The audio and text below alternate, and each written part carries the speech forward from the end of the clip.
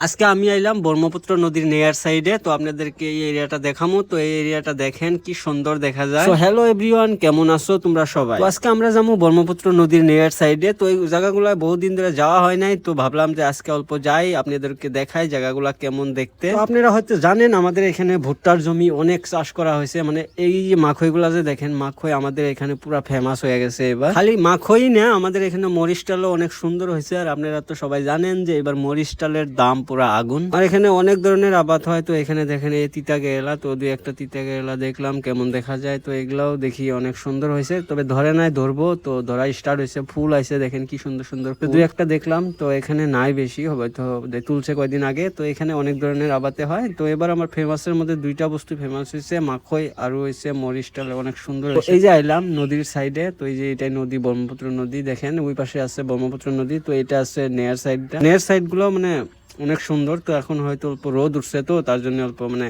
ভিউটা বেশি ভালো হয় নাই। তবে তো নেক্সট ভিডিও করার আগে আমি দিনটা অল্প দেখবো, দিনে মানে দিনের পরিস্থিতি দেখে আসা লাগবো, কারণ এখন মানে রোদ উঠছে, তো ক্যামেরায় কন্ট্রোল নিতে পারে না। তো তার জন্য আমি ভিডিওটা এখানে শেষ করলাম। তো ভিডিওটা তোমাদের কেমন লাগলো আমাকে কমেন্টে জানাইও। তো আমি পরবর্তী ভিডিওতে অনেক ভালো দেওয়ার চেষ্টা করবো। তো আমার মোবাইলটাও বেশি জুতের না, তার জন্য অনেক ধরনের সমস্যা হয়। তো আমরা এখন বাড়ির যাবো, তো বাড়ির যায় এখন মানে অল্প কাম আছে, তো তার জন্য বেশি টাইম মানে থাকতে পারলাম না। তো আপনাদের হাতে দেখা হবো পরের ভিডিওতে।